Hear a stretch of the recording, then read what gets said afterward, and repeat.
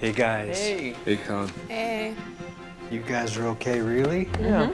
Yeah, Roman is pre-grieved. Already gave it the office. They don't fucking believe me, from where I'm sitting, you're the ones that look naive, okay? I've been worried that this was gonna happen for ages. How you doing? I have no clue. Episode 4 has a tragic feel for me in that the bubble, even though it's a terrible bubble of grief, is burst.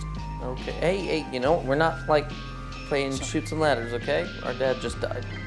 I hope there would be a feeling of disjuncture, of breakage, of a hero returning from away to find that their home has radically changed when you get in there with Kendall. Is it real, Frank? I don't know. My dad wanted me to take over. I don't even think it's Kendall saying I'm gonna take the lead here. I think it's Kendall saying, let's call this what it is. I am the lead here. He was an old bastard, and he left you.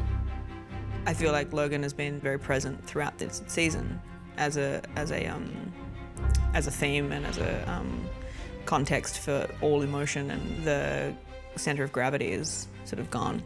And then it's just, it's the three siblings and what's that dynamic between them. We got somewhere. We've got somewhere. Yeah? Let's talk about it. Previously, it might have gone a couple of days without seeing Jeremy in a scene because we have been on opposite sides of the fence, but then we're doing scenes all together, which has, been great. I'd like it to be one of us. And yeah, Dad said so. Okay, well, let's discuss, but can you please just stop jonesing? You're walking around the wake with a fucking heart on.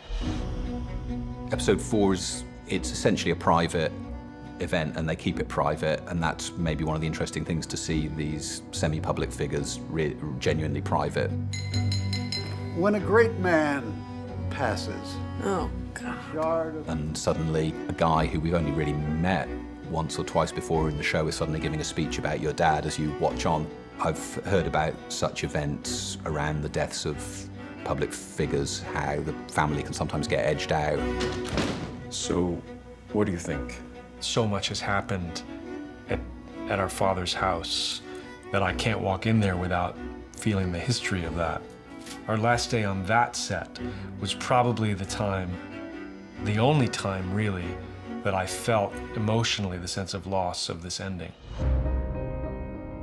In life, when you experience something like that, when you experience death or something as awful as that, there's a community of people around you that understand that and can be sort of supportive. But when I'm putting myself through all the same things emotionally, but then I'm just gonna go home and do the laundry, it feels weird.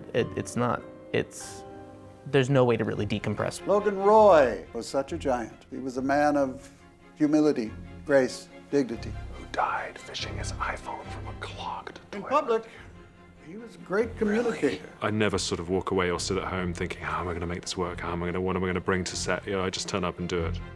It's all available to us because the writing's so good, and the character's so beautifully drawn, and the story is so interesting and exciting and alive. What I love about the writing, it's just something that's left for the reader to interpret. Hey, hi, hello. Hello. Yeah, come on in, have a seat. So to Kendall, it looks like definitely he meant for me to take over. Someone else, it looks like a grocery list that he's half struck through. Greg, you're an addendum of miscellaneous matters in pencil with a question mark. Nevertheless. Kendall, in a way, does something quite Loganish, which is he just keeps all his options open.